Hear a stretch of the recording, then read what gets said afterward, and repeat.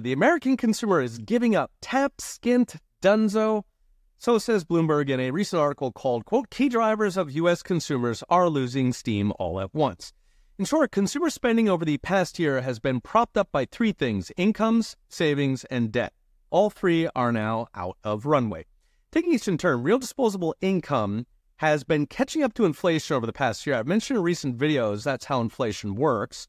First goes into assets, makes the rich richer, then it slowly dribbles down to the suckers, or the workers. That is now grinding to a halt with the crashing job market. So real disposable income went from 5% growth last year to 2% this January to just 1% at this point year on year.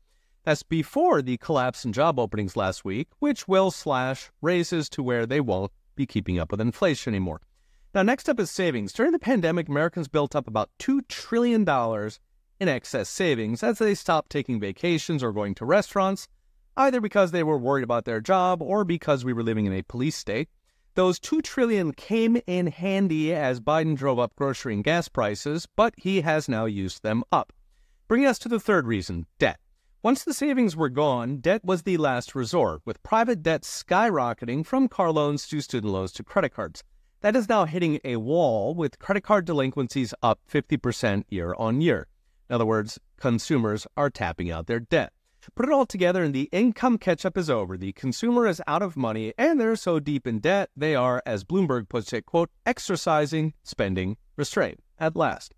The spending restraint is starting with cars, restaurants, and leisure. I mentioned a few weeks ago that 80% of Americans now say McDonald's is a luxury, so we can only imagine what's a Disney vacation.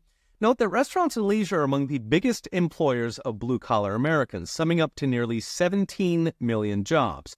That's about 5 times the IT jobs in America, so much for learning to code. In fact, that's almost 1.5 times manufacturing jobs, who are presumably next in line with the consumer dropping out of cars and washing machines.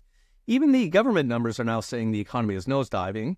So consider that 9 months ago we were zooming along at 4.9% GDP growth, and now the BEA is saying we're at 1.3%, with most or all of that apparently going to illegals and government workers. So that's a heck of a move for 9 months, raising questions whether we are already in a recession. Keep in mind, they typically don't announce recessions until at least 6 months after the fact. The 2008 crisis, in fact, they didn't announce the recession until a full year after it had already begun. So what's next? Brought to you by Unchained.com. Since COVID, the economy's been goose-stepped into growth by a total of $8 trillion in deficit spending. Even that artificial boost is now apparently being canceled by reality, leaving two possibilities: ramp up the spending, laying a fourth mortgage on future generations to buy the next couple elections, or more likely, Washington's slack jaw watches the train crash, whining how nobody could have possibly seen it coming.